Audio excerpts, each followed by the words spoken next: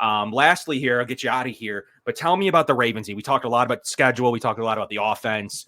One place I always can rely on is the Ravens defense, but at 10th DVOA, not crazy, right about average per -2%, which is playing 2% better than average defensive football.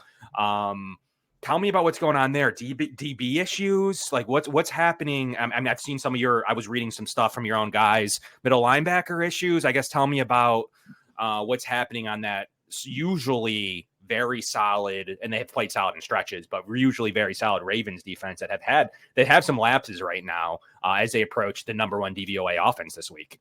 Yeah, it's essentially been a tale of two units where the run defense is exceptional. They lead the league in a lot of categories by a pretty wide margin, 2.8 yards per attempt given up for this team through 3 weeks. And part of that is the fact that, again, we talked about it, how Baltimore's gotten out to leads and teams are just saying, well, now we have to abandon the run because in order to get back in this game, we have to throw the ball 80 million times to win, or at least try to win. So it is a bit of game flow, but at the same time, that's the reason why I actually don't grade run and pass defenses by total yards. I grade them by yards per attempt, because if a team throws the ball 100 times, you're going to have more total yards than a team that throws the ball 20 times. But in terms of how many yards you give up, it kind of averages all out. So when it comes to the pass defense, they're last in the league in yards given up total. They are tied for 26th in net yards per attempt. And it's kind of interesting because Marlon Humphrey actually has played really well to start this season for the Ravens. He was injured for a lot of the year last year and had a down year because of it, but he looks fully back into form. You have Kyle Hamilton, who struggled over the first couple of weeks of the season, weeks 1 and 2, but he bounced back in a big way last week and had 12 total tackles in that game and was his old Kyle Hamilton self. But then you have players like Marcus Williams, who they signed to a big contract from the Saints a couple years ago, 5 years, $70 million, and he's struggled, to say the least, this season to start. He's that guy who they can trust in single high coverage, kind of that ball hawk type player, and he just hasn't really had a strong start to the year. Brandon Stevens, who played really well for them last season, he's had his moments this year, and then you have other players stepping up like Ardarius Washington and some others there as well. But then you do talk about the middle linebacker group, and Roquan Smith, by Roquan Smith's standards, has struggled this year.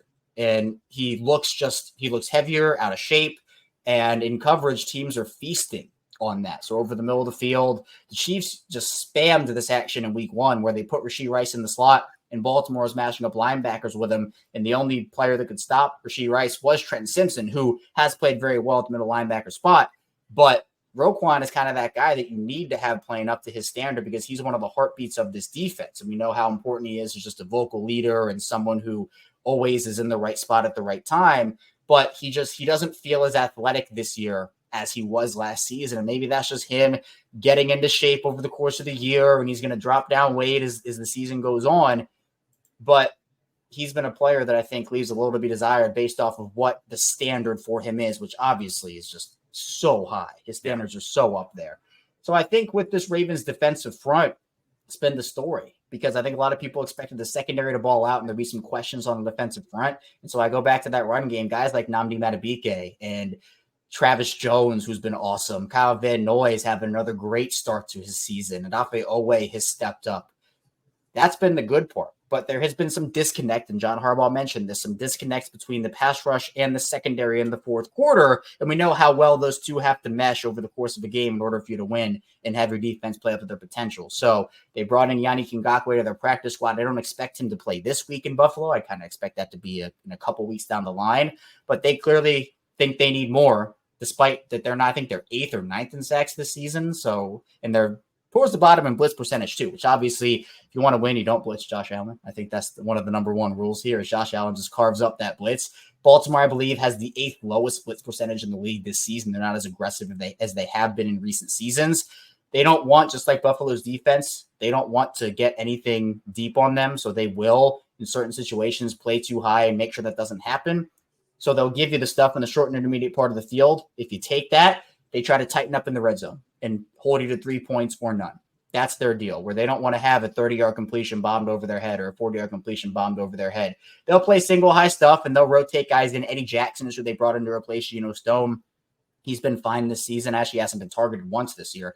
But this defense as a whole has the talent, but part of it does come back to Zach Orr. And as a first-time play caller, you have tough tests against one of the greatest of all time in Patrick Mahomes and Andy Reid to start. And then obviously I think that Raiders game was supposed to be a get back game and was to an extent, but obviously they lost it. And then that Dallas game, the fourth quarter certainly had some lows, but the first three, they were on fire. So just consistency is the key word with this team, especially on defense. And against Buffalo, if you're not consistent, they're going to make you pay for it.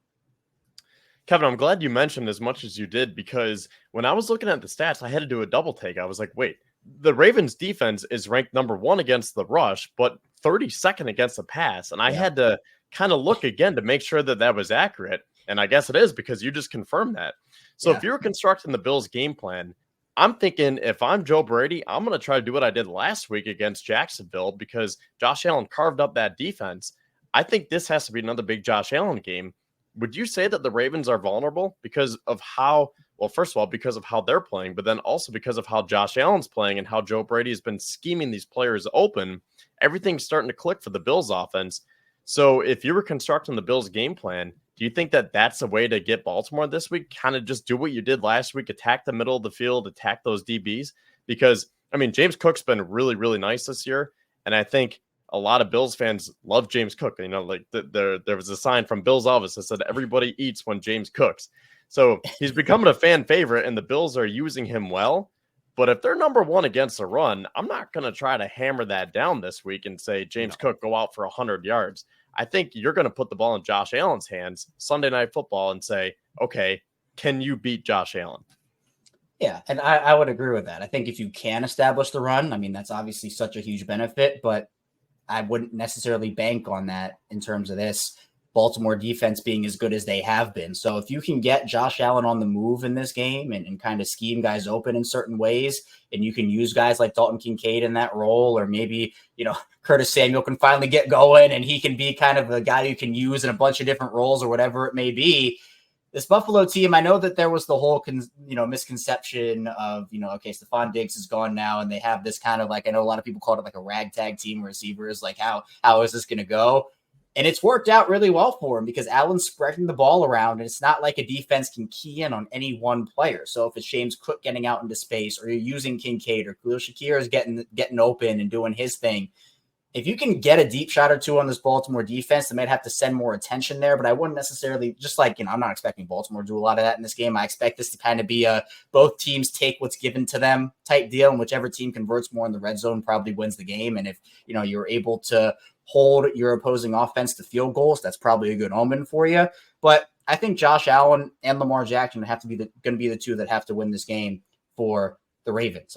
Or Ravens and Bills, where for Josh Allen, against this Baltimore defense, they've been getting to the quarterback Baltimore has in a hurry. So with Allen being able to step up in the pocket and seeing a guy streaking across the middle of the field, take that option. If you see green grass in front of you, you take that. That's the stuff that Baltimore's defense is going to let you take. And then they're confident enough in their defense inside the 20 to say, hey, you know what? Take that all day. We're going to stop you here and not let you score a touchdown. So I think it's touchdowns are the name of the game here. But I do think getting James Cook, getting Dalton Kincaid active early, I'm interested to see how the Ravens match up Kyle Hamilton. I'm sure Kincaid and Hamilton are going to have a lot of matchups, not a lot of snaps against each other. I'm looking forward to that. But it's going to be a matter of, can the Ravens defense get off the field effectively and make sure that they're consistent in all phases? But if Baltimore can limit Buffalo's run game and you're eliminating an aspect of an opposing offense, that makes it easier for every defensive player because you don't have to worry about one certain aspect. One last thing I'll say is there was a crazy stat that came out after Monday night's game that Khalil Shakir tied Michael Thomas for the longest record since 1991 for a wide receiver with consecutive catches. So he has 27 straight targets without a drop.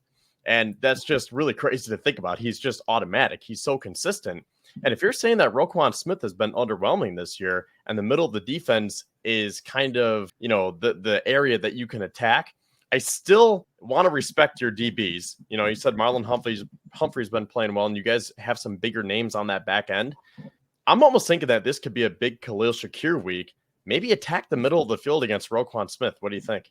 Yeah, I think the middle of the field for both these teams is going to be so key here, especially because if you do that, it opens up other things, and defenses have to be more aware of what you're doing over the middle of the field, and you have to send more attention over there. and also play action. I mean, the play action game is going to be big. Obviously, the run game has to be a threat in order for that to work the most effectively. You know, if you're running the ball for 1 yard every play, defense is going to be like, okay, come on, you're really going to run the ball right now. But if you're running the ball effectively, or at least picking up some level of chunk gains, that play action game works perfectly. And Buffalo and Baltimore both have personnel that can make that work to perfection. So yeah, I mean, look, I'm a big Khalil Shakir guy. I loved him coming out of the draft a couple of years ago. And in my opinion, he's a guy that Baltimore has to look out for. And again, you have a bunch of Buffalo receivers that, you know, might not be the Stephon Diggs bright star that Buffalo's been used to over the last couple of seasons. But look, they're effective in their roles, and that can be just as dangerous. Yeah, Ken. Yeah, to Kevin's point, 26 straight, not drop targets. So every target he has, he has received the ball. So there hasn't even been a pass breakup, or a drop, or any type of bad miscommunication. So that is, I guess, the matchup that most people aren't aware of. I'm sure defensive coordinators are pretty in tune now with that. And then to your point, I think these are two, and maybe Mahomes. There's 2, 3, 4 quarterbacks that can make things happen, even if the running game is getting like, look, even Sean McDermott said it today. I could have the best defense called. I know where Lamar is. We have him in a run fit, and he can make me miss. And Josh Allen is very similar. I think there's two quarterbacks that, even if you know they're not going to hand it off for 1 yard, that play action still works. And Derrick Henry's always going to be a threat. And James Cook is now elevating himself to that level of, if you're into too high, the Bills will run. Like Joe Brady will prove it to you. If you're going to drop into too high, Josh Allen has zero problems taking 4 to 5 yards. And that's the development of Allen as compared to years past, where he's been Superman and he's get the labels, and he gets Sugar High Josh and he gets those labels. He will now take the 4-yard run, 5-yard run every single time till someone comes out of it. And then that's where, Jacksonville decided to go man coverage the entire game. That's even worse than blitzing. It just maybe with elite DBs, Jacksonville doesn't have them. Not many teams do. That can run man, and I don't think you can run man. Even the Jets, if they were to run man, they can't run man against Josh Allen. The Patriots tried it with some strong DBs. It didn't work under Belichick either, post Brady. So with all that being said, I mean, I think you gave us a really good recap of what's going on. And then, you mentioned the sacks. Bills 11 total sacks. Ravens right there at 10 total sacks. So they're both top 10 in the league in total sacks. The defensive fronts are being effective. So I think that'll play a role. I think the under might hit in this game. It's a crazy prediction for an offense that's 1-2 DVOA. But I have this feeling that you're right, that they're going to play some sound red zone. I think they're going to move the ball fairly easily both ways. I think whoever has the red zone defense, and that's where McDermott flourishes. However, the Bills do have linebacker issues straight up. They're playing Dorian Williams, who's great against the run. He's been awesome against the run, is a liability in coverage, period. There's no other way to sugarcoat it. And Balen Spector has shown kind of the reverse, struggles a little bit against the run, but is a good coverage guy. Never healthy, but he is right now. So it is a solid linebacker. It's not great. So there's definitely some wins there for the Ravens as well in the middle of the field. And the Bills DBs more than make up for with how well Christian Benford is. He's playing solid cover or corner football right now. He's limiting the most separation in the league right now. There's a corner for everybody to get familiar with. And I did check the pass rush win rates for the Ravens, and they've been very solid across the board on the win rates front. It looks like they're winning at about a close to 45% win rate.